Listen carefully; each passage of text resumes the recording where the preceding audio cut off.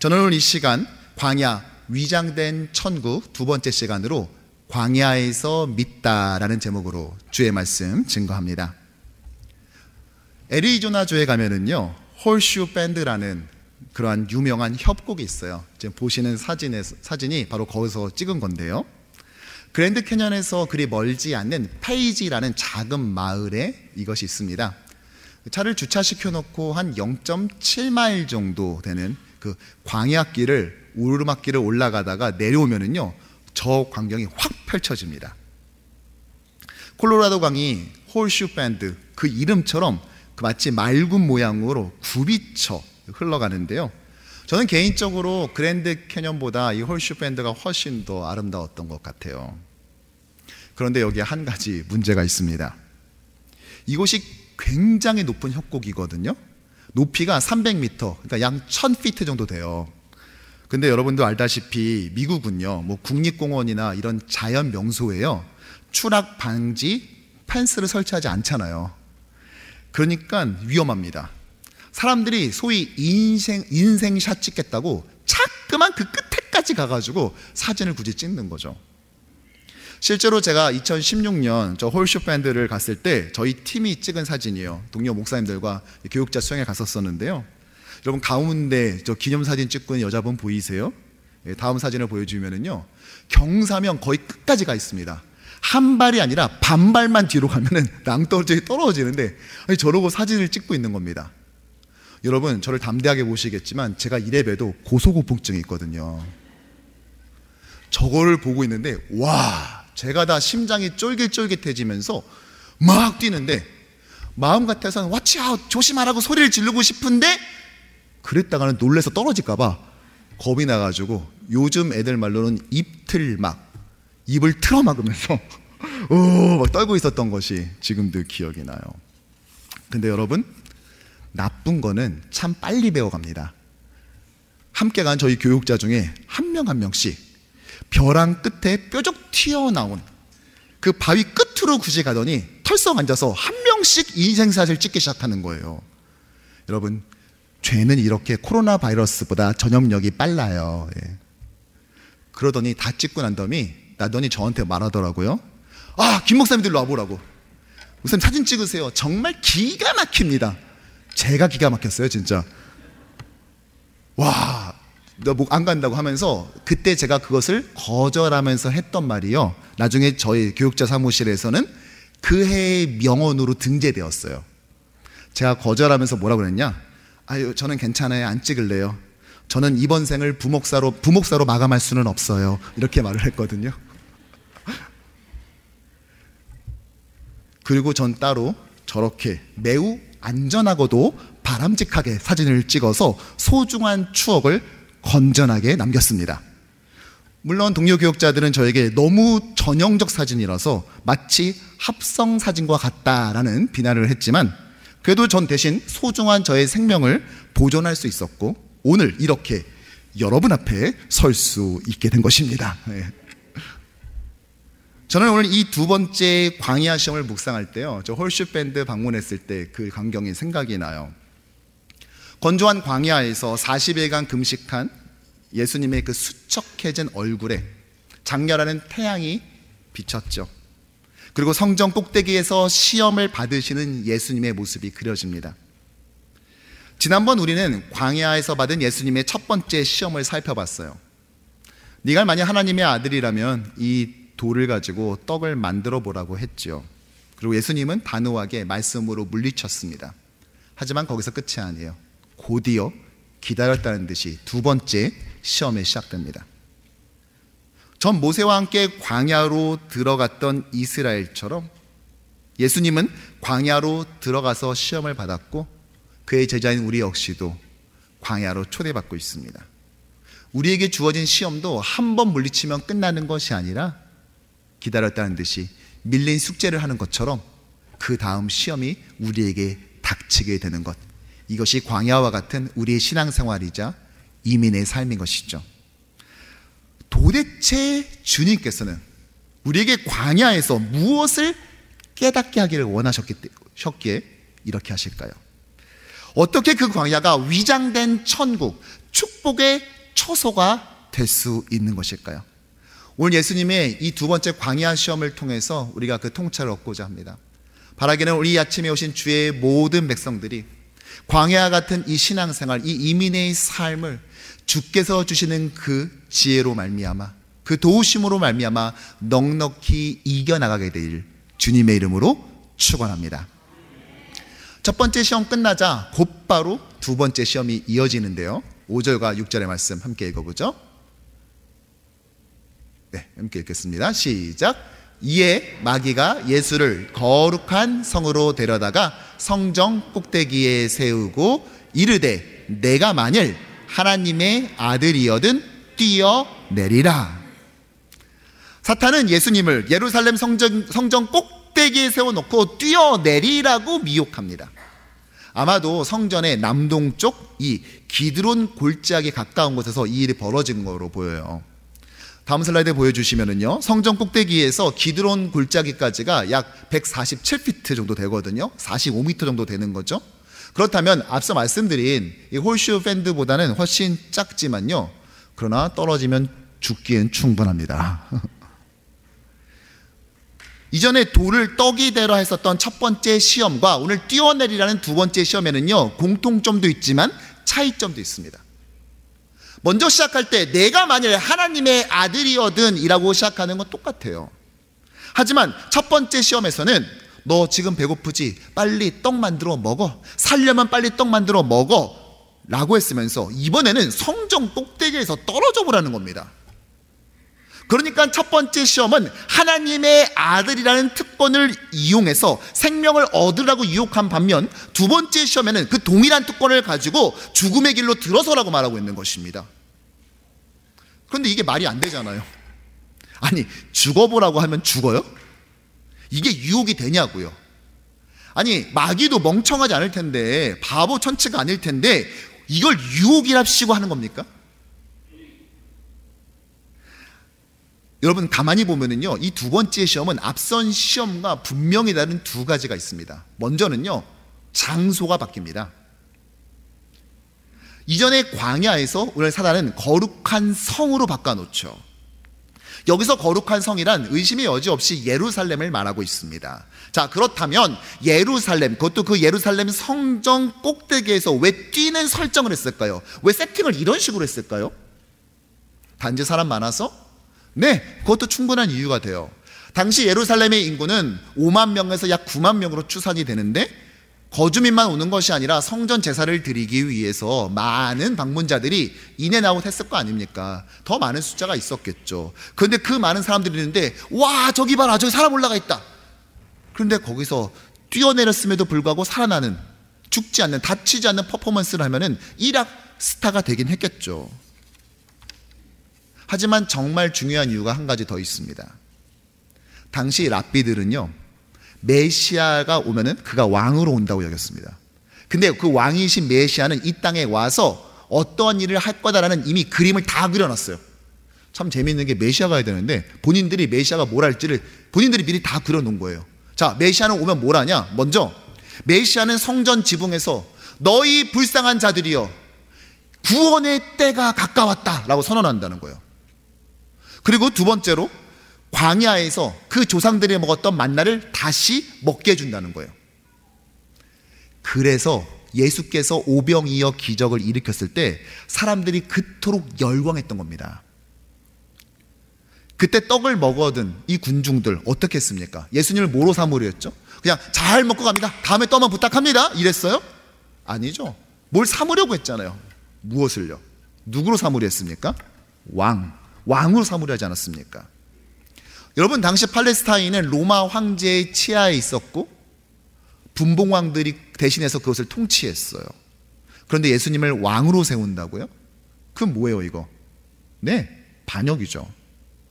이들이 정말 떡 한 번 배불리 먹고 난 다음에 삼족을 멸하는 반역을 시도했다고요? 여기서 말하는 왕이란 우리가 생각하는 그런 왕이 아니라 바로 유대인들이 그토록 오매불만 기다리고 있었던 왕이신 메시아를 말했던 것입니다. 즉 그들이 그날 광야에서 하고자 했던 것은 헤롯 왕에 대한 반역이 아니라 또 다른 만나를 먹게 해줄 그 메시아에 대한 환영이었던 것이죠.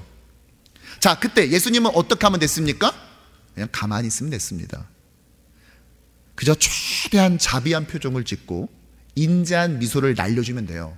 그러면 알아서 와, 메시아가 왔다, 메시아가 왔다 떠들고 다녔을 거예요. 참 쉽죠. 그런데 예수님은 어떻게 하시죠? 그 자리를 피하십니다. 그 쉬운 길, 쉬운 메시아의 등극의 길을 스스로 포기하신 거죠. 왜요? 하나님께서 작정하신 것은, 계획하신 건 무엇입니까? 고난받는 메시아였기 때문입니다. 이 시험의 또 다른 특징이 한 가지가 있어요. 그것은 이번 시험에서는 마귀도 성경을 인용한다는 거예요. 바로 6절의 말씀인데요, 함께 읽어볼까요? 기록되었으되 그가 너를 위하여 그의 사자들을 명하시니 그들이 손으로 너를 받들어 발이 돌에 부딪히지 않게 하리로다. 이렇게 말해요. 여러분, 사람이 높은 곳에 떨어지는 경우가 언제일까요? 제가 곰곰이 생각해 보니까 있더라고요. 언제요? 번지 점프할 때. 그쵸? 그런데 마귀가 제시한 이 번지 점프는 좀 문제가 있어요. 번지 점프를 하려면은 다리에다가 이렇게 로프를 묶어야 되는데 그냥 뛰라는 거예요. 그러면 천사들이 그 로프가 되어서 줄이 되어서 땅에 부딪히지 않게 해줄 거다라고 말하는 거죠. 듣도 보도 못한 천사 충격 방지 번지 점프를 시도하는 거예요, 지금. 첫 번째 시험에서 예수님이 말씀을 물리치니까 아마 그거를 모방해서 마귀도 두 번째 시험에서는 하나님의 말씀을 거론했던 것으로 보입니다. 바로 시편, 이게 91편의 말씀이거든요. 이 시편은 하나님께 피하는 자는 하나님의 보호를 받는다는 내용입니다. 시인은 하나님의 보호를 받아서 화살, 전염병, 재앙으로부터 지켜질 뿐만이 아니라 심지어 하나님께서 영화롭게 해준다라고 고백하고 있어요. 너를 그렇게 지켜주신다고 했을 때 이 시편 91편의 너는 다름 아니라 분명히 다윗 왕을 말하는 것입니다. 그러니까 무슨 말이에요? 하나님이 다윗도 저렇게 지켜주는데 하물며 너가 만일 진짜 하나님의 아들 메시아가 맞다면 이렇게 지켜주지 않겠어? 라고 말하고 있는 것이죠. 얼핏 보면 성경을 인용한 것처럼 보이지만 사실 이것은 성경을 왜곡한 것입니다. 이 구절은 무턱대고 그렇게 문자적으로 적용할 수 있는 구절이 아니에요. 그리고 여기서 말하는 하나님의 보호는 문맥상 보자면 이게 무슨 버튼 한번 딱 누르면 탁탁 튀어나오는 밴딩 머신, 그런 자판기가 아닙니다. 뿐만 아니라 하나님의 반응을 보기 위해 의도적으로 이런 위험한 행동을 벌이는 곳에 적용할 수 있는 구절도 아니죠. 당시 랍비들조차도 뭐라고 말했냐? 하나님이 보호할 것이다 라고 떠들고 다니면서 일부러 위험한 곳에 서 있을 때 하나님은 절대로 기적을 베풀지 않는다라고 가르쳤다니까요.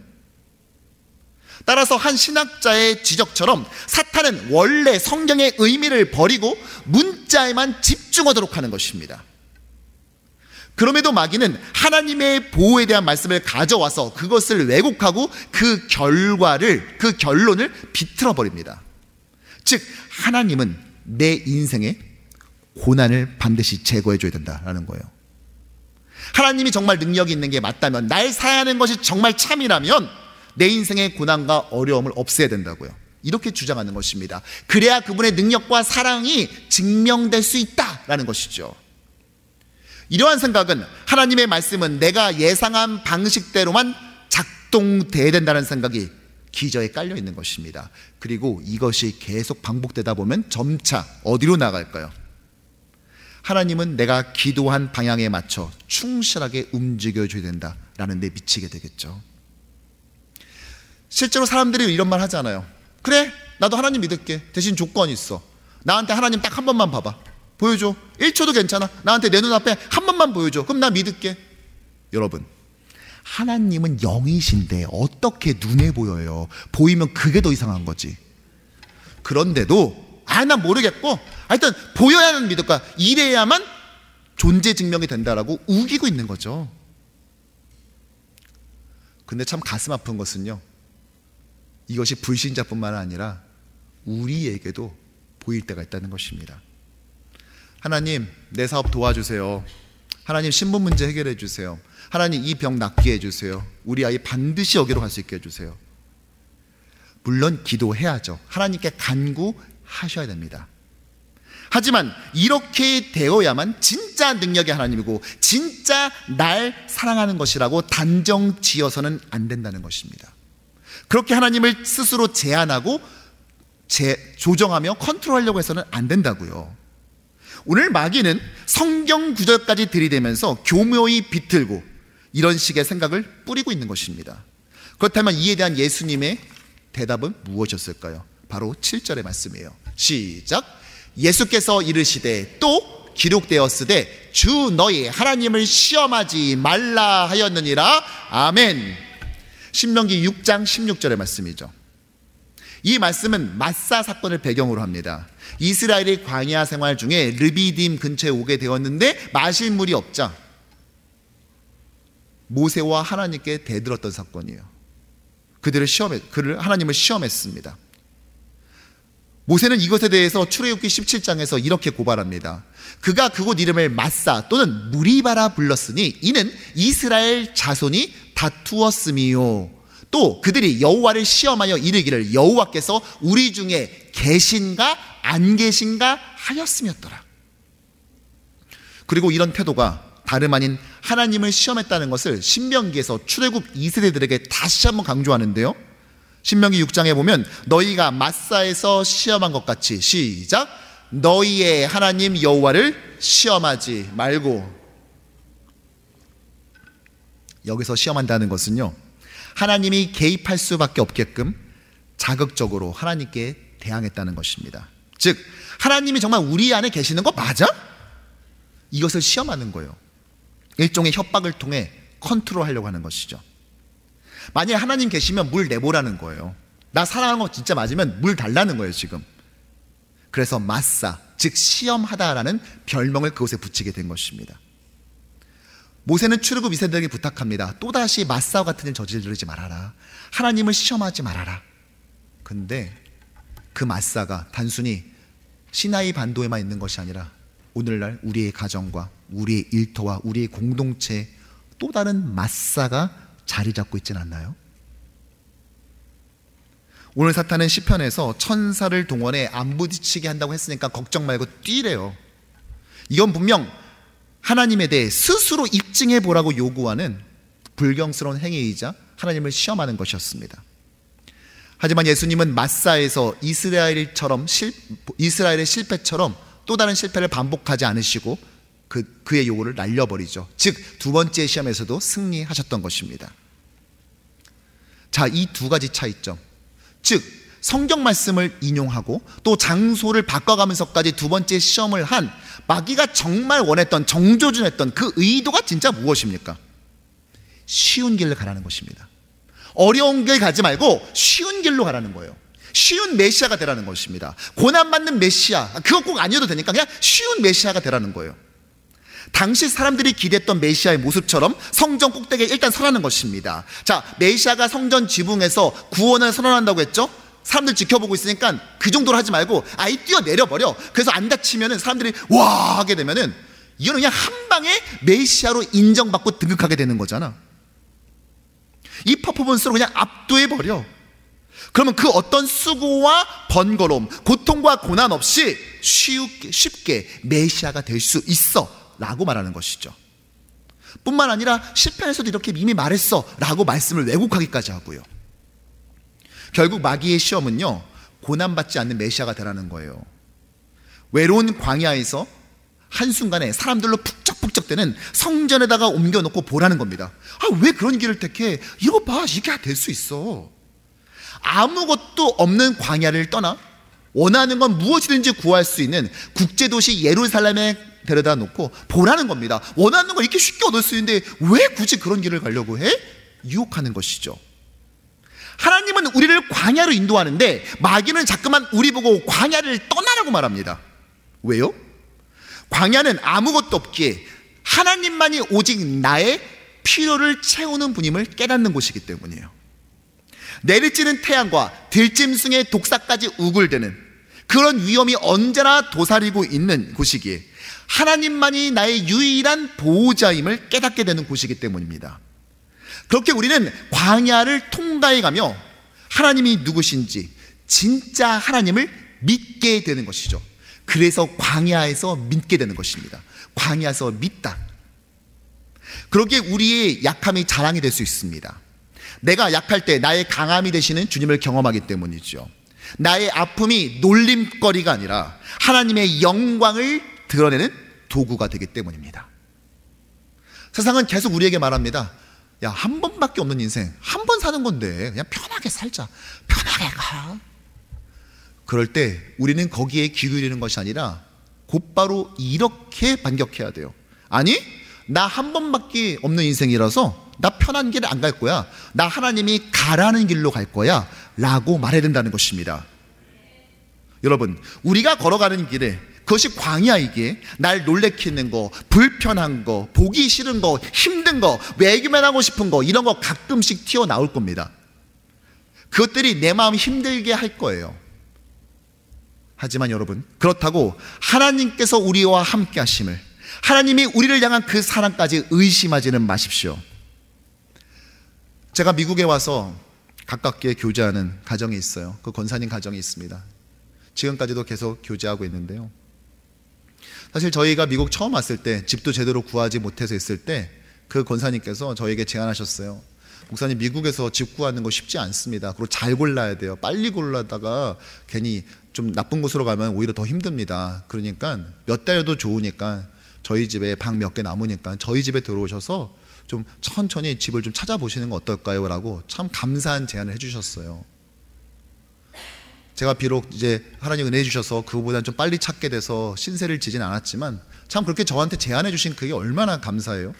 그래가지고 제가 행정 목사님을 한국에서 모시고 온 다음에 가족들이 한 달 뒤에 온다고 하니까, 목사님 그러면 한 달 저희 집에서 삽시다.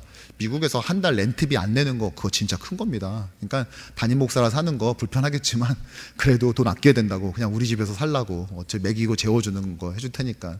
그래서 한 달 동안 저희 집에 모셨다가 가족들이 오니까 이제 집을 얻으셨는데, 그게 제가 인격이 훌륭해서 그렇게 한 게 아니라 저도 미국에 처음 왔을 때 그 권사님 가정의 그 따뜻한 제안이 제 마음에 아로새겨져서 저도 흉내를 내본 거예요. 이 권사님은요, 일단 말씀을 너무나 사모해요. 큐티 나눔방이라고 해서 평일 저녁 7시 반인가 모여서 한 2시간 정도 말씀 같이 나누고 제가 또 강의도 하고 있었던 시간이 있는데요, LA도 트래픽이 만만치 않거든요. 근데 그걸 다 감내하면서 교회까지 와서 2시간 동안 수업 듣고, 또 갈 때는 또 워낙 집이 멀어서 50분을 걸려 또 집에 갔다가 그 다음날 출근하셨어요. 그렇게 매주 항상 개근하면서 오셨어요. 제가 피곤한 시간에 이제 강의를 들으셔야 되니까 좀 너무 졸리게 하면 안 될 것 같아가지고 강의를 좀 이렇게 재밌게 했어요. 근데 맥락 없이 이것만 들은 사람들은 야, 이 목사 너무 가벼운 거 아니야? 또 이렇게 생각할 수 있잖아요. 그래서 제가 절대 제가 강의를 이 자리에서만 들어야지 녹음하는 건 안 된다라고 금지 명령을 내렸는데, 나중에 이 권사님이 실토하더라고요. 다 녹음해놨다고. 그러면서 일주일에 또 출근하면서 퇴근하면서 항상 여러 번씩 들었다고 말씀하셔서, 예, 돌아가실 때까지 꼭 본인만 들으셔야 된다고 약속을 받았습니다. 외모도 참 고우시고 성격도 온유하세요. 그래서 저는 이렇게 생각했죠. 이 권사님은 정말 이 인생에서 어떠한 걱정도 없이 편하게 살았을 것 같다. 그렇게 사셨겠다. 그래서 권사님께 하루는 말했어요. 참 하나님께서 권사님 많이 아끼신 것 같아요. 권사님한테는 뭐 실언 같은 게 필요 없어도 충분히 이렇게 성품이 좋으시니까 그렇게 지금까지 평안하게 살게 하신 것 같아요 라고 했더니, 본인에게도 큰 어려움이 있었다라고 말씀하시면서 사실은 본인 자녀도 사고를 당했다 이렇게 표현을 하시더라고요. 무슨 말인가 들어봤더니 아들이 있는데 그 공부도 되게 잘해요. 그래서 동부의 대학교도 붙었고, 그리고 신앙생활을 특히 잘했습니다. 그래서 그 교회 안에서 가장 신앙생활 잘하는 사람 뽑아라, 그러면 언제나 1순위로 뽑혔던 그런 학생이에요. 이제 12학년 졸업하고 대학을 동부로 가야 되니까 이제 집 떠나기 전에 이제 친구랑, 가장 친한 친구랑 둘이서 그 요세미티 국립공원으로 등산을 떠났어요. 여행을 갔어요. 항상 한참 산을 타고 있는데 이 친구가 딱 불렀는데 이 권사님 아들이 없었던 거예요. 아무리 찾아도 못 찾은 거죠. 그리고 그 다음날 권사님 집에 전화가 왔어요. 아드님이 사망했으니까 와서 신원 확인을 해달라는 거예요. 이 전화를 받은 권사님이 이러셨대요. 여보, 이상한 사람이 전화해서 잠깐 이상한 말을 해. 하지만 그것은 사실이었고 얼마 뒤 교회에서 장례가 치러졌습니다. 제가 이 권사님을 보면서 참 놀랐던 것은 그 말씀을 향한 열정도 있었지만 또 하나는 왜 나에게 이런 일이 생겼는지 그 이유를 묻지 않는다는 거였어요. 하나님의 사랑에 한 번쯤은 의문을 제기할 수도 있는 거잖아요. 그런데 목사님 왜 나한테 이런 일이 생겼죠? 한 번을 물어보시지 않더라고요. 제가 미국 온 지 1년 반 만에 제자 훈련을 이제 시작했어요. 런칭을 했어요. 그리고 제 첫 미국의 제자반에 총무가 되어주셨습니다. 제자 훈련 교재를 직접 써서 이제 훈련을 했는데 시작하면서 하다 보니까요, 이번 주 수업 끝나면 그 다음 주 교재를 이제 쓰는 거예요, 또. 그래서 그 다음 주도 나눠주는 거예요. 그러니까 수업 한 번 끝나면은 일주일짜리 마감 시계가 작동하기 시작하는 거죠. 이게 얼마나 스트레스가 됐는지 제가 거의 반년 동안을 집에 들어가지 못했어요. 계속 교회에서 밤새면서 그 제자훈련 교재도 만들고 인도자 지침서도 만들고 또 여러 가지 과제를 점검도 하고 또 숙제를 내줘야 될 과제도 만들고 그 삶을 계속한 거예요. 아무리 사명감이 있고 뭐 한다 할지라도 이걸 계속하니까 도저히 못 버티겠더라고요. 나중에는 정말 이러다 미치는 거 아닌가 싶어가지고 야, 이번 주는 모르겠어. 이번 주 휴강 아니면 이번 주는 대충 쓰자. 뭐 이런 마음도 가끔 생길 때가 있었는데요. 그때마다 제가 그 한계를 넘어갈 수 있었던 것은 이 권사님 때문이에요. 매주 그 훈련을 사모하고 그 말씀 배우는 자리를 얼마나 치열하고 또 좋아하시는지, 이게 그 권사님께서 배우실 교재인데 내가 대충 쓸 수는 없지. 제가 그 생각 때문에 그 교재를 다 마감할 수 있었고, 사실 그 훈련이 지금 이제 제 7개까지 얼마 전에 마쳤는데요, 200여 명 훨씬 넘는 그 사람들이 수료했지만 사실 그 시스템이 만들어질 수 있었던 것은 그 권사님 덕분이에요. 그 사고 났던 날이 레이버데이 연휴 때입니다. 그리고 그 사고가 난 날은 항상 그 레이버데이 연휴 때는 저희 가정에 가서 함께 식사를 교제하기도 하고 또 산소에 갖다 놓을 꽃도 전달하기도 했었어요. 그런데 제가 뉴욕에 와버렸잖아요. 레이버데이는 다가오는데 이게 신경이 쓰이는 거예요. 저희 가정에게 레이버데이는 연휴처럼 느껴지기보다는 권사님 집 방문하는 날처럼 저희한테 여겨지거든요. 그런데 제가 우리 교회 부임해서 신방을 하는데 그런 똑같은 아픔을 겪은 분들이 여러분 계시더라고요. 그리고 저는 그중 한 가정의 요청으로 레이버데이가 다가오는 이번 주에 5주기 추모 예배를 드립니다. 부모님 추모 예배 말고요, 돌아가신 아드님 추모 예배를 제가 집례해요. 매주 부부가 아들 묘지에 가서 비석을 닦고 꽃을 놓아두고 오고 계세요. 그런데 제가 신방을 갔는데 참 신기하게도 이 권사님도 질문을 안 하는 거예요. 왜 나한테 이런 일이 닥쳤는지 묻지 않으세요. 그분의 사랑을 시험하고 질문하지 않아요. 의심하지 않아요. 대신 주님을 꽉 붙잡고 있더라고요. 공교롭게도 하필이면 이 레이버데이 연휴 기간에 저는 서부와 동부에서 이 동일한 사연을 가진 두 분의 권사님을 마주하면서 제 스스로에게 질문했어요. 하나님께서 우리 광야에서 만나게 하시는 이 시험, 또 이 시험을 당해서 쓰러졌던 자들에게, 그 아픔을 간직한 자들에게 나는 어떻게 해야 되는가? 많은 경우 우리는 답을 원합니다. 목사님, 왜 저에게 이런 일이 생겼을까요? 이걸 어떻게 해석하고 제가 받아들여야 하지요? 처음엔 저도요, 답을 드리려고 애썼던 것 같아요. 그래서 성경 여기저기를 뒤져가면서 그 답을 찾았습니다. 그리고 위로랍시고 했었던 것 같아요. 하지만 어느 날부터 저는 그러기를 포기했습니다. 비슷해 보이는 성경 구절 하나 찾아내서 하나님은 여기에 아마도 이런 뜻이 있었을 거예요 말하지 않기로 했어요. 아무리 신학을 전공하고 소명받아 목사가 되었다 할지라도 저 역시 하나님의 모든 뜻을 알 수가 있는 것은 아니에요. 그런데도 성경 몇 구절 내밀면서 하나님은 이랬을 거다, 이런 거다 라고 말하는 것은 마치 마귀가 시편을 인용해가면서 하나님이 이렇게 할 거다, 저렇게 할 거다, 그분의 뜻을 다 꿰뚫고 있는 듯 말하는 것과 뭐가 다르겠습니까? 하지만 사랑하는 성도 여러분, 대신 저는 저와 여러분들이 이 한 가지는 꼭 고백했으면 좋겠습니다. 주님, 제 앞에 어떤 일이 벌어진다 할지라도 저는 주님의 사랑을 의심하지 않습니다. 저는 주님을 시험하지 않습니다. 저는 이것이 저와 여러분들이 간직해야 될 고백이라고 생각합니다. 우리 인생은 광야이기에 예상치 못한 위험이나 어려움을 만나게 돼요. 하지만 여러분 기억하십시오. 우리 인생에 닥치는 고난은 우리에게 성취하고자 하시는 그분의 목적이 이루어질 때까지만 허락될 것입니다. 두 번째 시험에서 사탄은 성전에서 뛰어내리면 천사들이 부딪히지 않게 도와줄 거라며 부적절한 천사 동원을 부추겼지만 예수님은 넘어가지 않았어요. 하나님을 시험하지 않았어요. 그리고 이 모든 시험이 끝나고 나고 나니까 하나님께서는 가장 적절한 시기에 자신의 천사를 보내사 예수님을 적절히 보살피게 했습니다. 그러기에 세상적으로 즐길 것 아무것도 없이 오로지 하나님만 바라보며 그분의 말씀에 귀 기울인 이 광야는 아름답고 위장된 천국일 수 있는 것입니다. 광야는 고난의 장소가 아니라 겸손의 장소이고 내 힘이 아닌 하나님의 힘만을 의지하게 하는 것입니다. 하나님을 믿게 되는 곳인 것이죠. 그분을 의지하고 따르는 이에게 그분의 보호하심, 그분의 인도하심 속에 동행하고 대화하게 되는 것이죠. 그리고 새로운 광야로 우리를 또다시 보내게 되는 것입니다. 말씀을 정리하죠. 사실 예수님은 하나님을 시험하라는 이 도전을 사역 처음에도 받았지만 마지막에도 받으셨어요. 오늘 이 광야 시험이 예수님 사역 초기잖아요. 너가 만일 하나님의 아들이라면 라고 했지만 예수님의 사역 마지막 무엇이죠? 십자가. 십자가에 달리셨을 때 주변 사람들이 뭐라고 했습니까? 네가 만일 하나님의 아들이면 십자가에서 내려오라. 여러분 이게 왜 고통스럽냐면요, 진짜 내려올 수 있는 능력이 있기 때문이에요.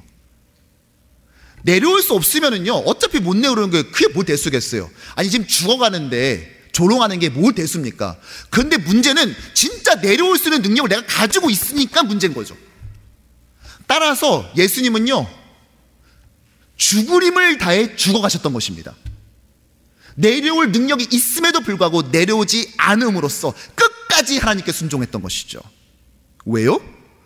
하나님께 순종하사 우리의 죄를 대속하기 위해서입니다. 오늘 찬양했던 것처럼 그 부끄러운 십자가 날 위해 지시기 위해서이죠. 어떻게 이게 가능합니까? 하나님을 신뢰했기 때문이에요. 하나님을 신뢰했으니까 하나님께서 그에게 부탁하신 이 십자가를 지는 이 구원의 사역을 기꺼이 감당하시고 순종하셨다는 것이죠. 하나님은 시험의 대상이 아니라 하나님은 신뢰의 대상인 것입니다. 오늘 예수님을 이 광야로 이끈 것이 누구입니까? 사탄이에요? 아닙니다. 성령님이셨어요. 1절에 보면 그때 예수께서 성령에 이끌리어 마귀에게 시험을 받으러 광야로 가사. 마찬가지입니다. 사랑하는 성도 여러분, 우리가 어쩌다 보니 이 광야에 들어선 게 아닙니다. 주님께서는 우리를 조국이 아닌 비행기 타고도 15시간 이상 걸리는 이 뉴욕에 옮겨 놓으셨어요. 이 광야 같은 이민 생활에 데리고 온 것은 이곳이 친척이 초대했기 때문도 일자리 소개해준 친구 때문도 아니에요. 이것은 주님께서 우리를 광야로 인도하시고 초대하신 것입니다.